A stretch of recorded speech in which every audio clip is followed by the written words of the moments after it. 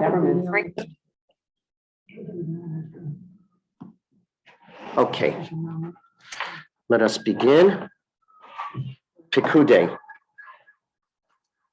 What amazes me when I learn of Soloveitchik on Parsha is how he can take what would appear to be, and I hate to use this word, boring, in the sense of it doesn't have, this is not Chumash Bereshis.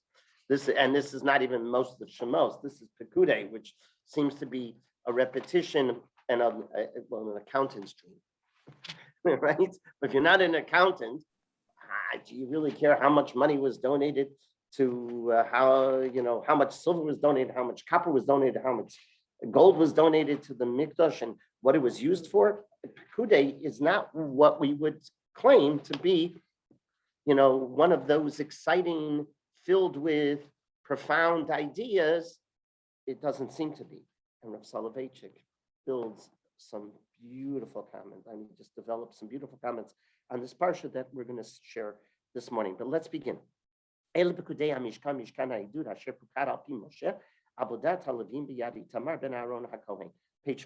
in the Chumash. These are the reckonings. This is an account of the Mishkan of Edut, the Mishkan of testimony, which were reckoned at Moshe's bidding. The labor of the Levites was under the authority of Itamar, the son of Aharon, the Kohen. So his nephew, Moshe's nephew. And Mitzala ben Uri ben Hur l'matei Yehuda said, "Kol asher tzivah Hashem et Moshe." And Mitzala was the major, He was the major architect, and he did everything that God commanded Moshe. And Moshe, obviously told him as well. V'ito, and who helped? There was an assistant contractor. There was an assistant architect, and what was his name? Aliyah ben Achisamach l'mateda. Charash v'choshev v'rokem b'atchilut v'argamam v'tulat hashani. And he did what? He was a carver, a weaver, an embroiderer with turquoise, with purple, with scarlet wool, and with linen. These people were very talented. It's interesting. The Medrash says, how old was Bezalel when he got appointed to this job? He was the ripe old age of 13. Okay, just thought I would throw that out. Kol hazahav asui, only to make us all feel totally accomplished in life. Kol hazahav asui lamalacha b'chol melechet hakodesh vayi zahav atzuva teisha ve'esrim hikar shva me'ot u'shloshim shekel b'shekel hakodesh. Here we go. Here's the accounting. All the gold that was used for the work, for all the holy work, they offered up gold was 29 talents and 730 shekels in sacred shekel. Okay, then it says,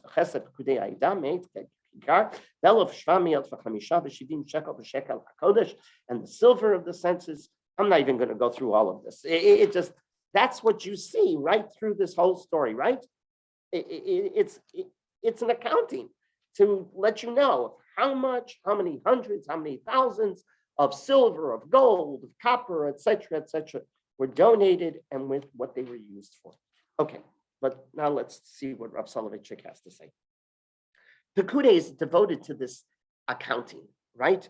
To the exact amount that was donated and what it was used for. This was the amount that was used for this. This was the amount that was used for that. Okay, in particular, if you take a look at Pekudei, it's an accounting of the big day kahuna, of the garments of the Kohen, Gadol, and the Kohanim.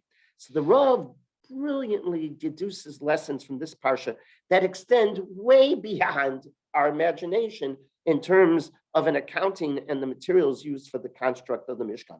And he begins with the opening sentence. Let's see how Rabbi Soloveitchik just brilliantly weaves, I did that on purpose, but weaves, right?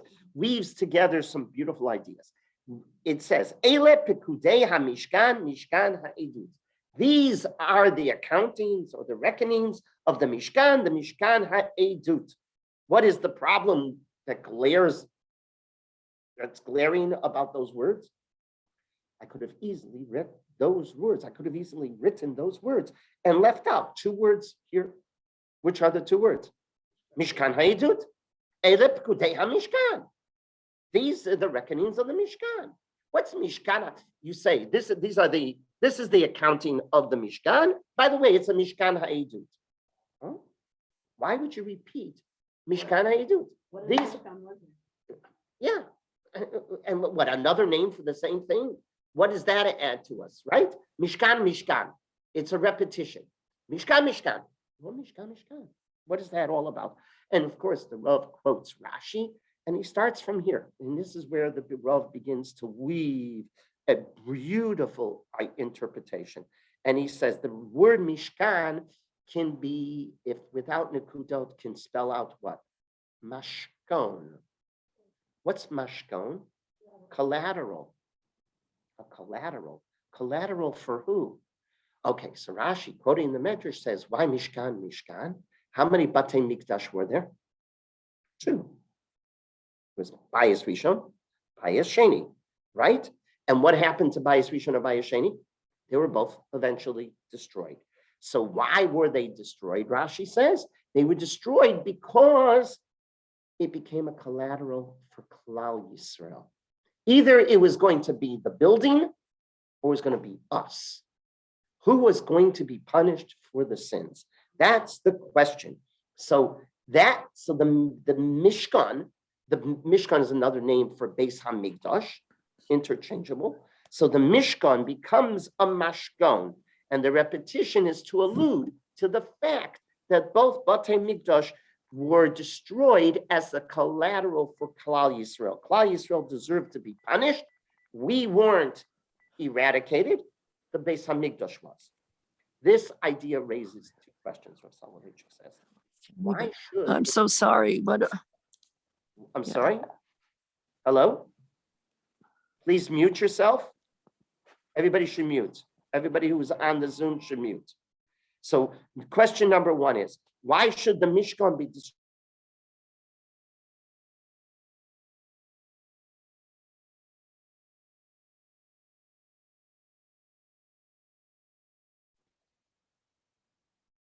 Rabbi, you are muted right now. You muted yourself. I didn't touch anything. Okay, you're back. Okay. Is everybody there? Yes? You can hear me? Mhm. I can mute everybody. Can you just tell me what ha'edut is? What? What is ha'edut? What is ha'edut? It's testimony.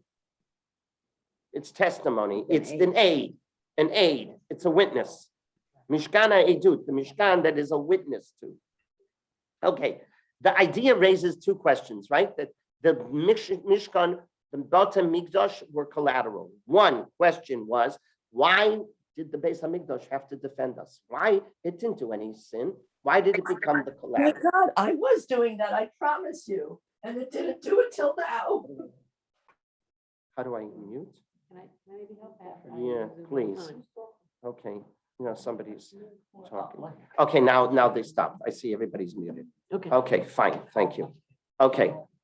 And number 2, what purpose was served that the Mikdash not only became the collateral, but if you take a look in the Gemara in Gittin 56b, it documents what happened to the Beis HaMikdash, in particular the second Beis HaMikdash. The Gemara describes in Gittin, it's the 5th parak in Gittin, it describes what happens to the Beis HaMikdash before Titus destroys it.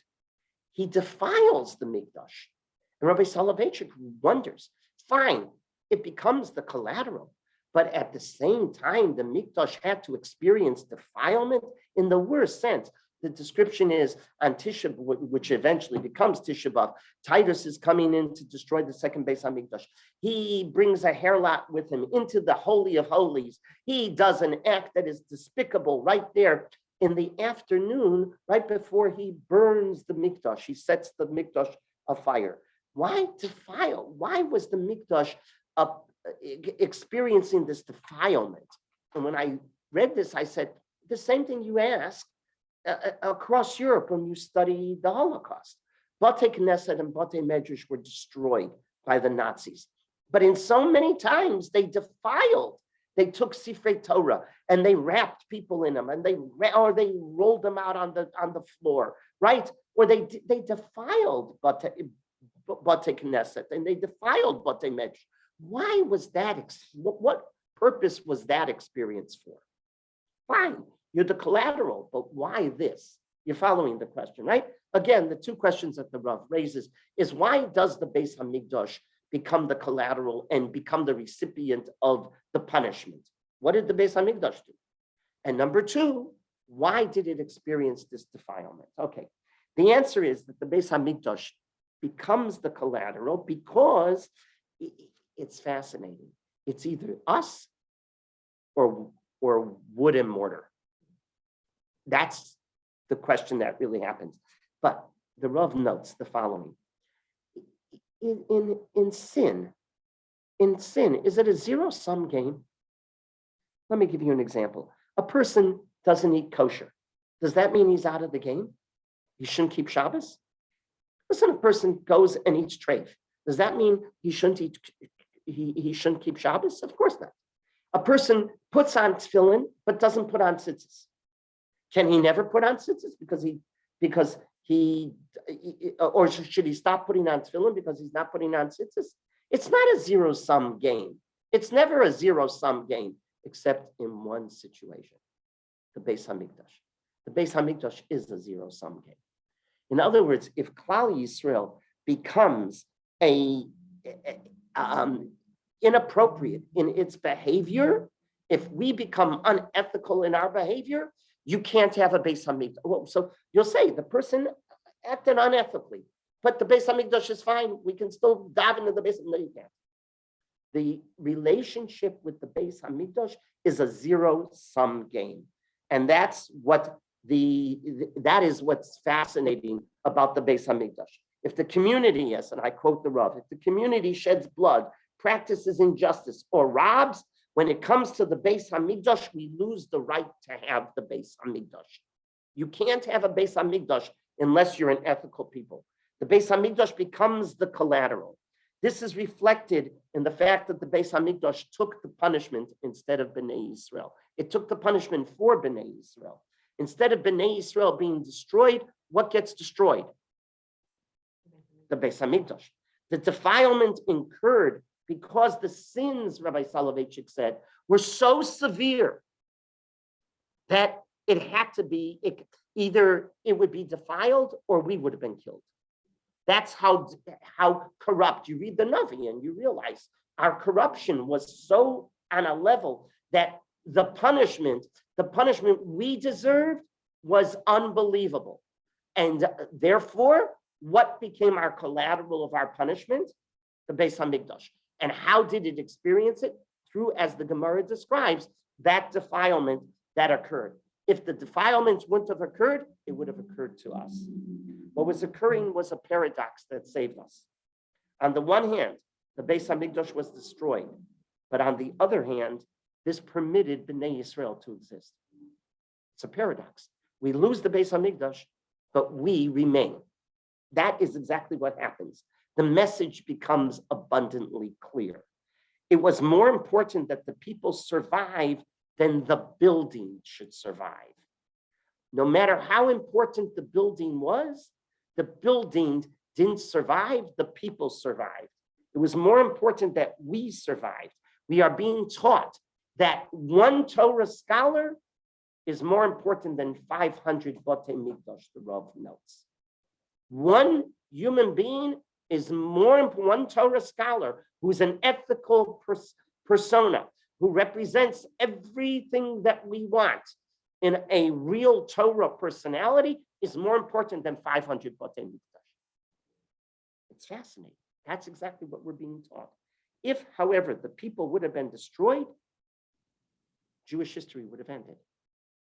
Jewish history doesn't end with the Batei Mikdash being destroyed. Jewish history would have ended if the Jewish people would have been destroyed. As long as there is Jewish people, there's Jewish history.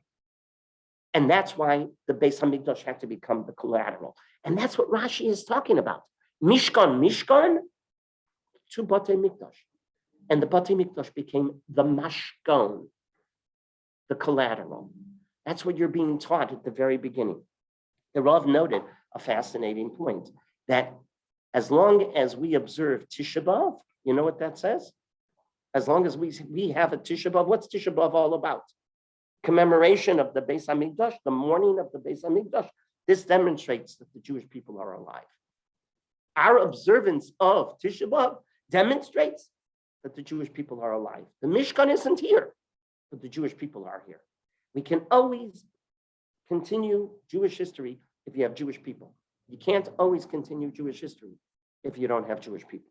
Now we can understand how the Gemara describes in Tanis 29a what happened on the 9th of Av. On the 9th of Av, the Gemara says in Chav Tes Amid Aleph in Tanis, this is what occurred. The second Beis Hamikdash, Titus enters its Tisha B'Av. Titus doesn't go in to the Beis Hamikdash at night. On Eicha night, he doesn't go in. He doesn't go in the morning. When, what do we say in the morning? The kinos, if you will. He enters the Beis Hamikdash and defiles it. At what time? In the late afternoon. He defiles it, and then he sets it on fire at what time? In the late afternoon. When does the Beis Hamikdash burn? The afternoon of the 9th of Av into the 10th. And you know, there's a custom. That's why we don't, when we break our fast on the 9th of Av, it finishes, we never eat fleishiks on the 9th of right after the meal. And we don't even eat fleishiks until the 10th in the afternoon. Why? Because the Beis Hamikdash was burning that night and into the 10th. Correct? Oh, this is going to have a fascinating halacha. This explains a minhag and a halacha in Shulchan Aruch pertaining to Tisha B'Av. When do we put talis and tefillin on Tisha B'Av? Mincha. Why? You never put talis and tefillin on at Mincha. You always put talis and tefillin. I did it this morning. I did it at Shachris, not on Tisha B'Av. On Tisha B'Av, when do I do it? I do it at Mincha. Doesn't make sense. When was the Beis Hamikdash burning? In the afternoon. Oh. Why doesn't an Avel on the first day, the day of the Levaya, this is a halacha, the day of the Levaya, an Avel doesn't put on tefillin on the day of the Levaya. You lose a relative, you lose a parent, God forbid, you go to the cemetery, you come home, do you put on tefillin? No. If in Eretz Yisrael they bury at night. So the next morning, do they put on tefillin? No. The Avel doesn't put on tefillin. It's called Yom Rishon. Why doesn't he? So the halacha says because it's like he has ash on his forehead. And a tefillin is called a pe'er, a crown. So you can't put a crown on a forehead where there is ash. It's a contradiction in terms. So I'm asking you, when should we put on the tefillin? On Tisha B'Av. When is the ash on my forehead? The ash on my forehead is when it's burning, isn't it? It's a paradox, isn't it? We're putting the tefillin on when the ash is on my forehead. It's burning now. I should put the tefillin on in the morning when Titus didn't burn it yet. It starts to burn in late afternoon and into the evening. Rabbi Soloveitchik says, now you understand everything. The Mishkan being burnt, the Mikdash being burnt, was the mashkon, the collateral. By it being burned, what happens? Or you may stay on the waiting room, which is set up for social distancing. Reserving your own time slot also means our team will be ready to take care of your unique needs at the time you choose. Making an appointment is simple. Visit questscheduling.com or log into your MyQuest app account. Remember, book your next appointment online for the shortest wait time. Something is wrong. Rabbi, please unmute your microphone. Welcome to Quest Diagnostics. If you are a patient who is blind or visually There impaired, we go. Marsha, please mute your microphone. selecting or dragging three fingers and Marsha, Clarice, everybody should mute their microphone.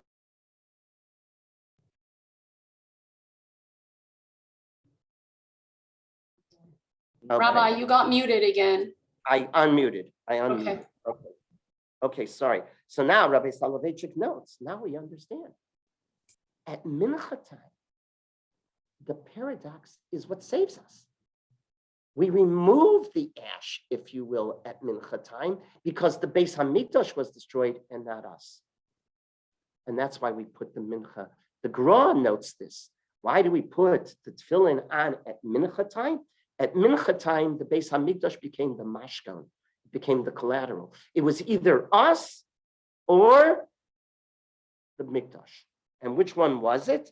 It was until late afternoon. In other words, Rabbi Soloveitchik says, in heaven, they were debating.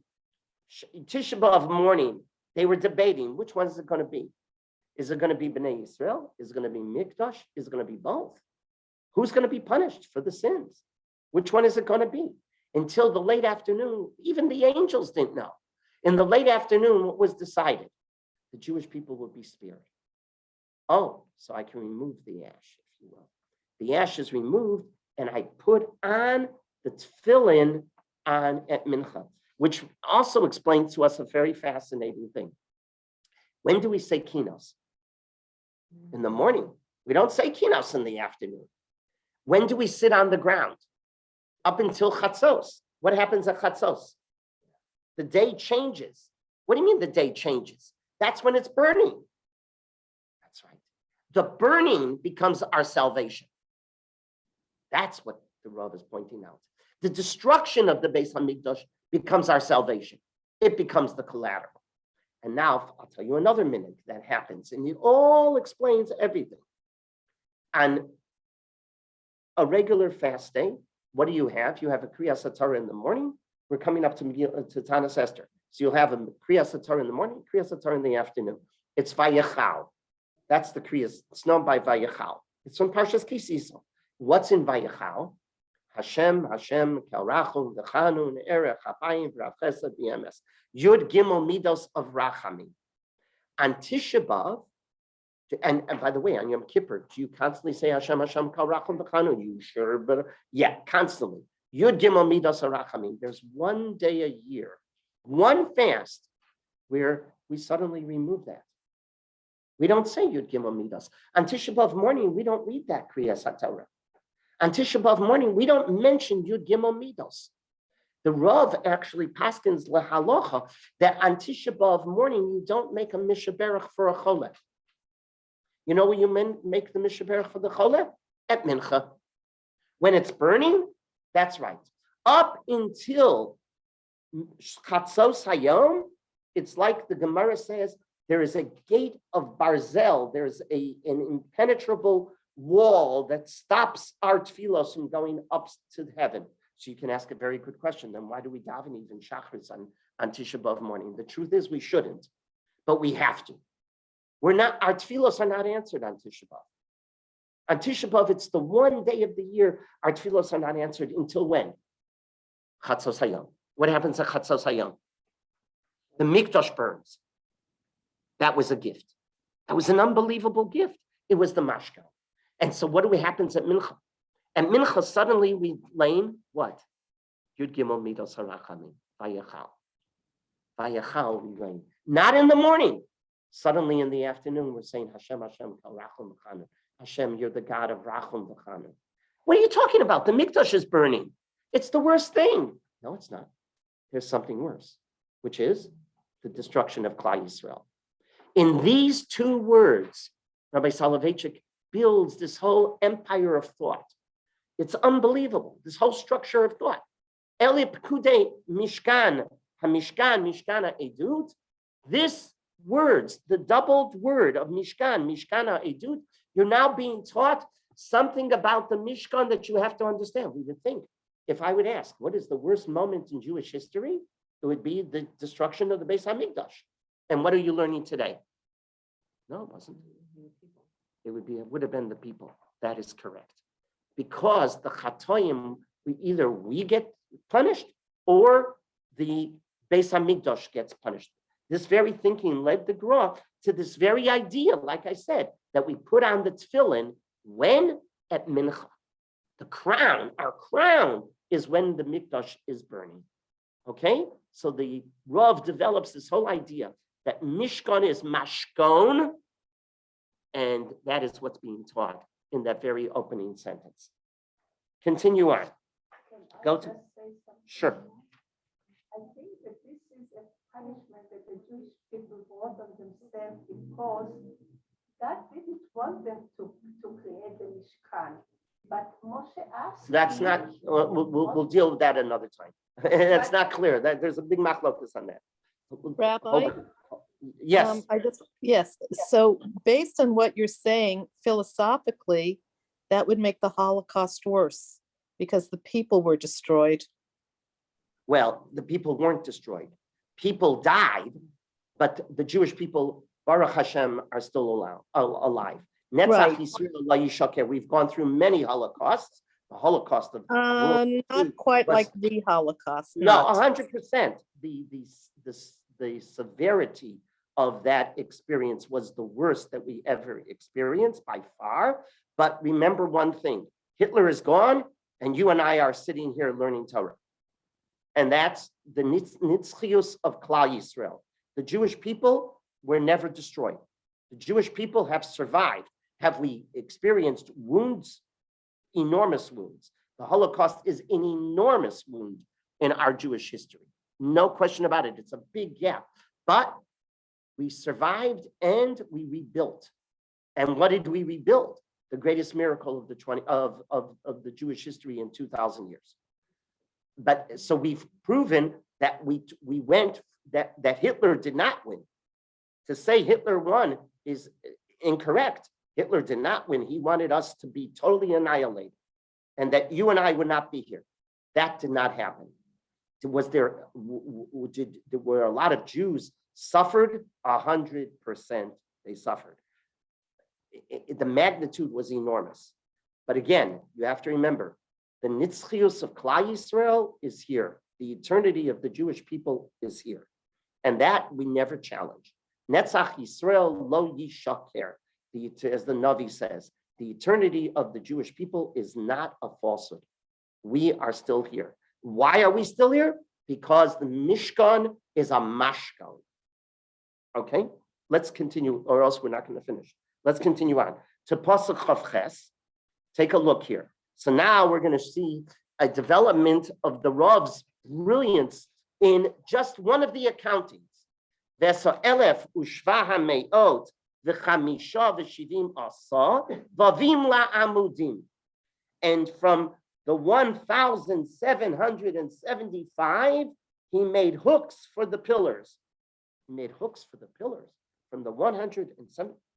Is there any lesson at all that can be taught by noting this very pedantic accounting? Look at what it says here. And from 1,775, he made hooks for the pillars. It's an accounting. Fine. In other words, what can we learn from this accounting? What can we learn from Parshas Pekudei? The Rav recounted the story recorded in the Gemara in Bechoros, Pei Amid Aleph. The Gemara in Bechoros tells us about a conversation that occurred between a non-Jewish officer and Rabbi Yochanan ben Zakkai. The Gemara is recounting the story. The officer says, Moshe was not precise in his accounting. He fudged when it came time to give an accounting how much people gave to the Mishkan. If each, this is what the officer says, if each, we're told, how many Jews were there from 20 and above males? 603,550. That means 603,550 gave a half a shekel of silver because it was from 20 and above. 603,550 gave half a shekel of silver, this officer says. Therefore, it would total to 200 kikarim of silver. These are all weights of silver. If you would have taken 603,550 half coins of silver, it would tally to 200 kikarim of silver. Yet Moshe only used 100, only half of that, 100 kikarim to make the silver sockets for the Mishkan. What happened to the other 100? He only used 100 kikarim of silver to make the sockets of the silver, as the pasuk in Chav Hey tells us. He tells us, that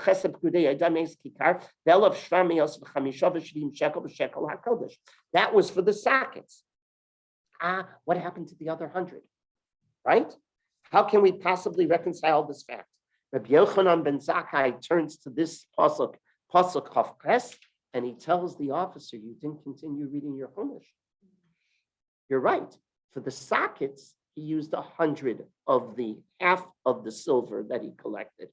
But Moshe needed another half of the silver he collected for what? The hooks.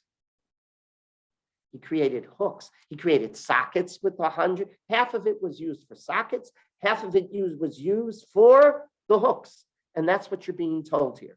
The Rav argues that this story reflects on a perspective of life that is crucial for the Jew.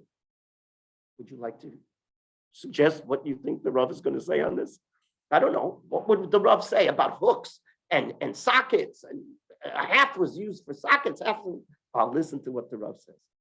The non-Jew, and I would dare say the non-observant Jew as well, the non-Jewish world and the non-observant Jewish world, cannot fathom how the Orthodox Jew is so pedantic when it comes to details of halacha.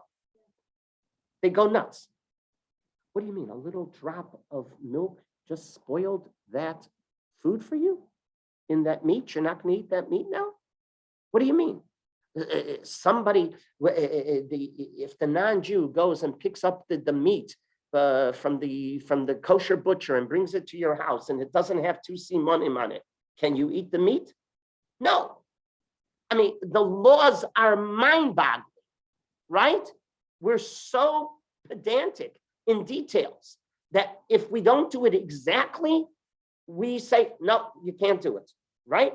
If one detail is missing, we conclude that the act was not fulfilled. But why should we care about the details? Who cares? Why should we be so fixated on each detail? Because the Orthodox Jew argues, and he's vilified for this, by the way. He vilified throughout his history that we're interested in details, and details have no real meaning. The Rav, the Rav reminisced. He said he once was asked by a student who was going to a non-Jewish university, and he ran into a problem at the university with a test on Shabbos, right? He had to take a test on Shabbos. So the Rav knew the president of the university. So the student asked him, would you do me a favor and, talk to the president that I should get a waiver and I'll take the test a different day. So the president listens to Rav Soloveitchik, and the president asks the Rav. He says, I don't understand it, Rabbi Soloveitchik. You can grant the student a one-time dispensation, can't you? And why are you so, you Orthodox Jews are so constantly focused on the details. What do the details mean to you? Just give them a dispensation and it'll all be resolved. He argued halachic minusha gets you guys into such trouble. Avoid the halachic minusha. Rabbi Soloveitchik recounted. The Torah is teaching us in this story about the accounting, the whole Chumash Pekudei, the whole parsha of Pekudei is telling you every coin counts, every detail counts. If you, I never do accounting, I don't know, but when your accountant does accounting, right? If there's a penny off, where's that penny, right? You want every detail. The Torah's accounting of these hooks was understood by Chazal to contain the lesson that resolves this whole discussion. Chazal in Yalkut Shimoni tells us the path on Chumash Pekudei indicates that Moshe himself had by accident lost track with the 100 kikarim of silver. He collected it and then he suddenly forgot about it. The Yalkut says he was doing the accounting and he got finished. And HaKadosh Baruch Hu knocked on his door, if you will, and said, Moshe, you still have 100 kikarim and you haven't taken care of something. You need vavim, you need hooks. Use that silver for the hooks. And HaKadosh Baruch Hu reminded him. What was he telling him? That without the hooks, the structure is going to collapse. If you don't make sure that every detail of the structure is built just right, what's going to happen? It's going to collapse. You can't hang the tapestries unless you can have the sockets, but if you don't have the hooks, that's one little detail. Everything is going to fall to pieces. Without the small detail, the entire structure would not stand. In other words, without the small detail, the fundamental principles would have long since disappeared. Here, I'll give you an example. Somebody pointed this out to me. Said, you're sending an email to me. My email address is rabbimuskin@gmail.com, right? gmail.com. You write the following, rabbimuskin@gmail.com. Is it going to arrive to me? What's missing? That is. A dot, a little period, a dot. That dot makes the world of difference. Why does the dot make a world of difference? Because in the details, we know, for example, in science, we know that every detail, the rocket returned from the spacecraft, returned and blew up with Colombia, I'm sorry? I think it's Colombia. It was the Columbia, right? So what did they find out later? That they were off. They were off just a bit in their calculations about the tiles. You can't be off anything because the details, if you're off with the details, the fundamental principles come shattering down. If you only have the sockets, but you don't have the vavim, you don't have the hooks, you can't hang the tapestries. This is what is being taught in Pekudei. Every coin counts.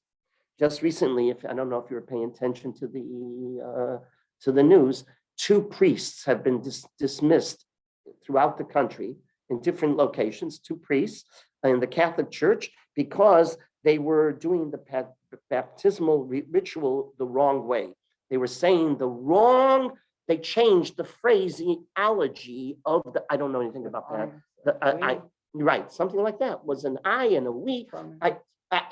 They changed the nusach of the baptism, they changed it. And they were for years doing the wrong language. And the church dismissed them because they said, all of the people that you did a baptism for with that nusach that you used is wrong. So you know what everybody went? Everybody who's not a religious Catholic went. You guys are so pedantic. This chases people away from religion. Why are you focused on? I totally defend the church, 100%.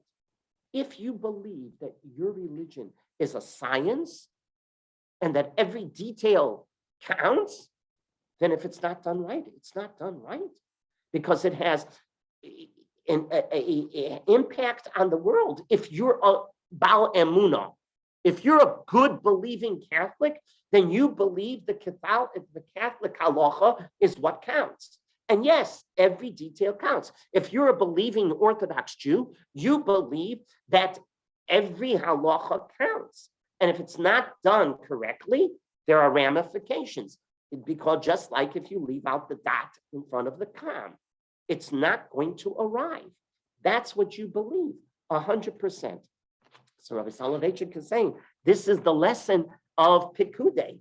Pekudei is teaching us every coin counts, every silver counts. And if you're missing one silver coin, you got a problem. And Moshe suddenly forgot. It's an unbelievable Yalkut Shimoni. Moshe got confused. You can just imagine. It was an overwhelming project. Everybody was donating in big numbers. How successful was it? It was so successful that after one day, he had more than he needed. So he had to call off any further fundraising. I always joke, it's the only time in Jewish history where the fundraising was so great that they said, stop giving. Never heard about it ever since, right? No, right? But it was. Now he has to do the calculation. He's the accounting firm.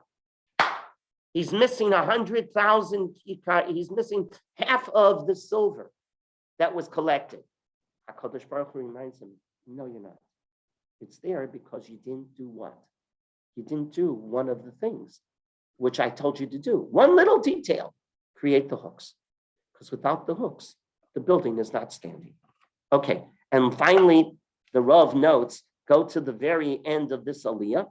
The last 5 words of this aliyah teaches us a lesson that is unbelievable. Kasher tziva Hashem es Moshe. as Hashem commanded Moshe. In these 5 words, we have the secret ingredient in Judaism.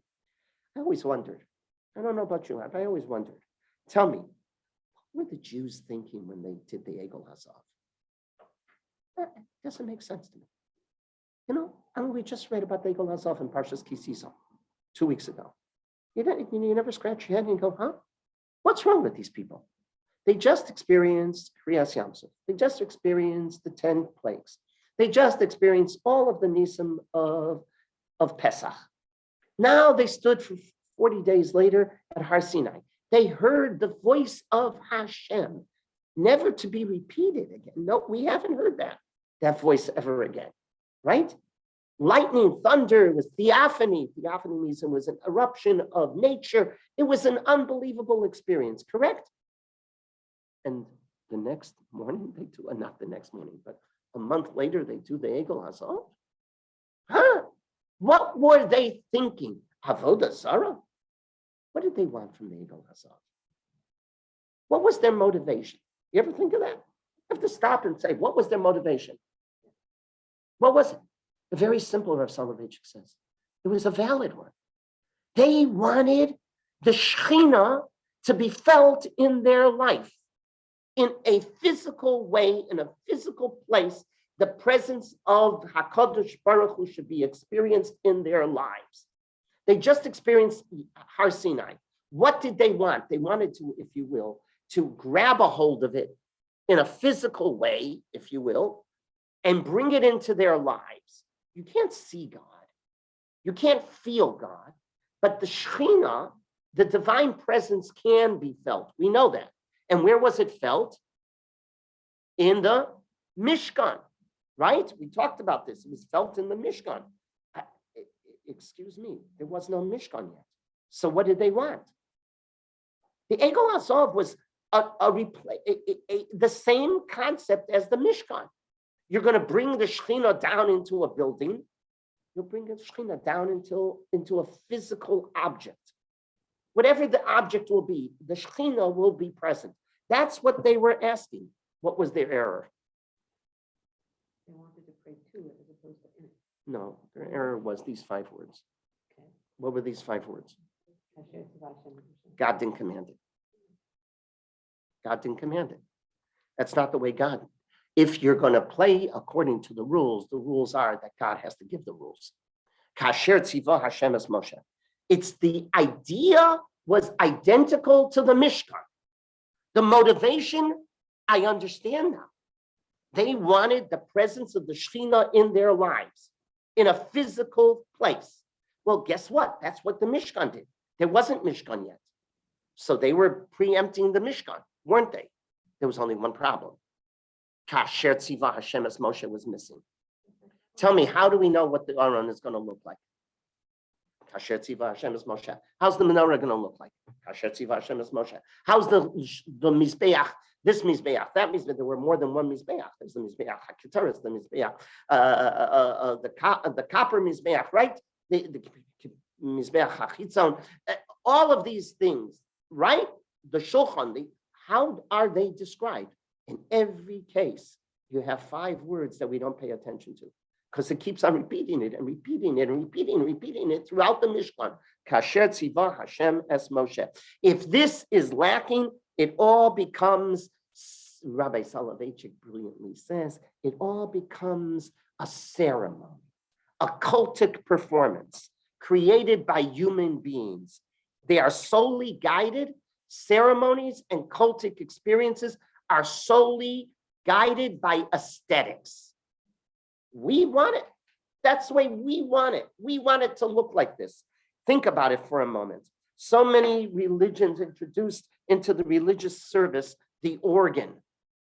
The organ became the instrument of the religious service. What was it about the organ?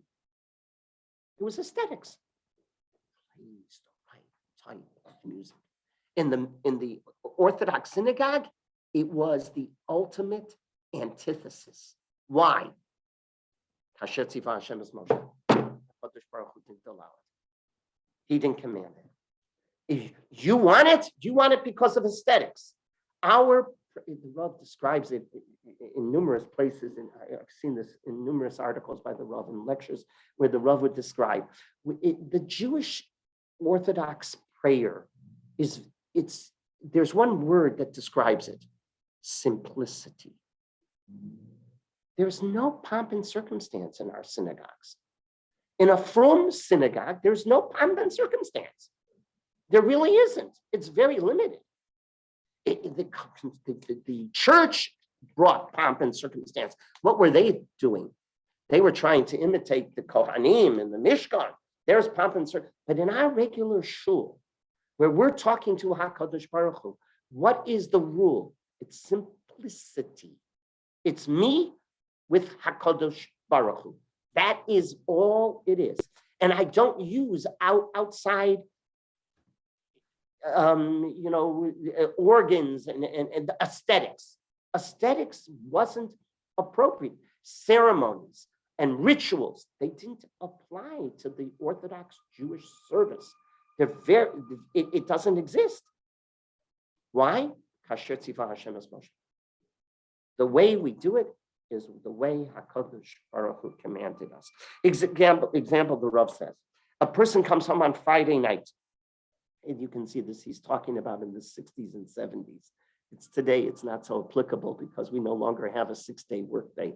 But do you remember when it was hard to keep Shabbos? Today, it's not hard to keep Shabbos. We live in a generation that it's unbelievable. But our parents lived in a generation that was difficult when they came over here. It was a totally different. First of all, there was no kashrus. So to live in a kosher world, today you can go anywhere. And you can go to any supermarket, I don't care where you are in America, and pick up the OU and the Chafke and the OK, and half of the products in the store are kosher. It wasn't like that when we were growing up. Our kids don't understand that. You mean it was difficult keeping kosher? Today, it's so easy. That's why it's mind-boggling why people who claim to be Shomei Mitzvahs are not as strict as they should be, right? It's so easy to be. For example, Shabbos, if it was a 6-day week, what did you have to end up doing? And nobody worked on Sunday because the blue laws, you had to be closed on Sunday, right? So you had to give up your Shabbos. So people would come home late Fridays, in the winter in particular. They come home late Fridays. It's after Shkia, and they go and they light Neros Shabbos. What would the halacha say? It's after Shkia, and he comes home from his work. His wife comes home late from work on a Friday in the winter, and they go and they light candles. What's the halacha say? You want to do it. The halacha doesn't want you to do it. You're doing it because of aesthetics. You want the candles on your table. It's going to make me your Shabbos. What do we say? Sorry, Charlie, it's after time. You can't do it. Why? Kasher tzivah Hashem es Moshe. Rabbi Soloveitchik used to always say, it's fascinating when it comes to Judaism. We're so clock-minded, so time-minded. A minute before Shkia, it's not Shabbos yet. A minute after Shkia, God forbid you should turn on the light. A minute before, if Lichtbenchen is 5:29, at 5:28, I can flip on the 5:30, I can't flip it on anymore. Right? Motzoi Shabbos. If Shabbos is out at 6:32 and you flip on the light at 6:31, you're Mechal Shabbos. At 6:33, that's everything is fine. What is this? The whole lesson of Chumash Pekudei is to teach us this philosophy that every detail counts. That is correct. Every detail counts. And when you don't follow HaKadosh Baruch Hu's command, it's not religion. It's your aesthetic, but it's not religion. Egel Azov, what was the chait? The motivation, now I understand. The chait was, Kasher Tzivah Hashem es Moshe was missing. Those 5 words, Kasher Tzivah Hashem es Moshe was missing. So it became an aesthetic, became a ceremony, but it didn't become Judaism. I'm sorry? No, that happened. That was subsequent. My question was, what was the motivation? Yeah, what was the motivation? And the motivation wasn't a bad motivation, according to this, right? It's a brilliant insight. They wanted the Shekhinah to be in their lives. Because you have to ask that question. How could it be that so close to, they just experienced all of these, they experienced the manifestation of HaKadosh Baruch Hu like never before, never after. And they're the ones that created Degel Azav. It makes a lot of sense. Yes, they did. That's correct. They wanted to capture that moment and keep it with them, which is totally understandable. But they forgot one thing when it comes to religion, when it comes to Judaism. It has to be kasher tzivah Hashem es Moshe. If it's not motivated, halachically, that's where we disagree with the conservative and reform movement. Yes, we are pedantic, 100%, and we don't apologize for it. You'll vilify us, fine, but we're the dot in the com. That's correct. You can't get the message without that dot in it. We're the off by one scientific calculation and the whole capsule blows up. That's correct. We understand that. We understand it, and now you can understand because it's in which portion in the Torah that's being taught to us, all of these lessons, in the portion of accounting. Because if you miss a penny, your accountant gets fired. That's correct. I need to know every penny to the last, right?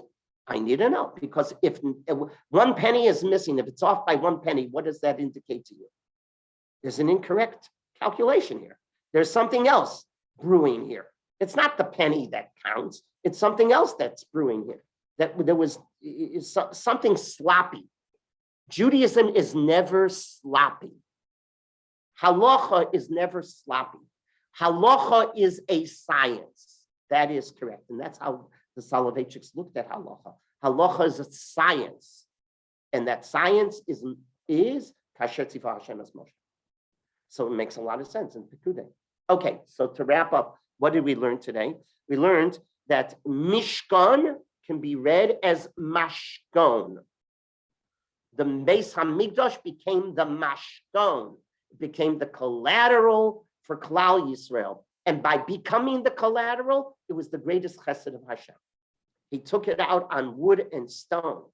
You can even, the truth is, even in the time of the, Rifki correctly pointed out, people died in the Holocaust. People died in the time of the Churban Bayis as well, right? But we survived the Churban Bayis. We, the Jewish people, survived the Churban Bayis. Netzach Yisrael lo yishaker. What's interesting is that sometimes a family can disappear in Klal Yisrael. You know that. There were families that disappeared throughout history. They were told there was nobody left from that family line. That's correct. That can happen. But can the Jewish people totally disappear? No. Even though we've gone through all of these pogroms and Holocaust and Cossacks and the Nazis and all of it, the Mishkan became the Mashkan. Judaism, there was always a collateral. And the collateral, whatever the cheshbon of HaKadosh Baruch Hu was, it's Kadosh Baruch Hu, but it was a chesed that we as a people remained. That was lesson 1 we learned today. Lesson 2 we learned, the hooks, Moshe had to be reminded, well, no, you didn't, you just forgot in all of the tumult. But the vavim, the hooks are important. That teaches us the details. The details, without the details, the building doesn't stand, right? Without the hooks, the tapestries can't hang. And number 3, we learned, kasher tzivah Hashem es Moshe. All is important as long as it is commanded by Hashem. If it's not commanded by Hashem, it misses the science called halacha, and it just becomes an aesthetic and a ceremony. And Judaism is not interested in ceremonies and in aesthetics. Judaism is interested in the detail of halacha. And this is being taught to us in the one parsha that we would claim is pretty boring, isn't it? Who cares about Pekudei, this amount of silver, this amount of, no. This is where we learn these philosophical underpinnings of Judaism for Rabbi Soloveitchik. It's brilliant insights that he develops that are basics and fundamentals to our very life. And he's not learning it in Chumash Bereshis per se. Yes, he does it there too, but he's learning it in Parshas Pekudei of all the places. Okay? We'll Rabbi? continue. Rabbi? Yes, Hi, Rabbi. Good morning. How are you? I always enjoy your shir lately. I thank you. started taking Thank it. you. It's Shelley Rube. I don't know if you Thank know you, that. Shelley. Yes, Okay. I would like to ask you something, okay? We follow, of course, like you just taught, we follow what Hashem told Moshe, and it's in the Torah, and that's the law, correct? Yes. There are rabbis as wonderful as Rabbi Soloveitchik was, alav shalom, that they explain it. Is it like he explains it in his way, but he doesn't really alter the basic of the halacha.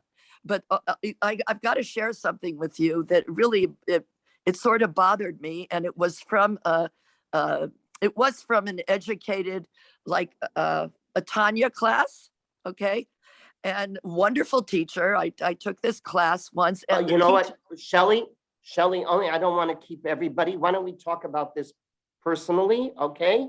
Oh, can I do call that? you if you don't? Can I call you Yes, now? yes, 100%, okay? I'd appreciate it. Thank you. Okay. Oh, wait, I wait, think one other quick thing. Maybe the class would appreciate hearing this.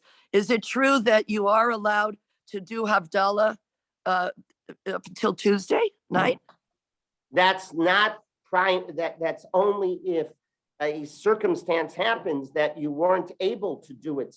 For example, if God forbid somebody passes away on Shabbos and Saturday night, you become an onen. So until what time can you do Havdalah? Not on a regular basis. No, Havdalah has to be done right after Shabbos. Exactly. Beautiful. Okay. Okay. And Okay. I'm going to call Okay. you right now if it's okay. Do me a favor. I'm just going into a meeting right now. Let's do it later. Okay.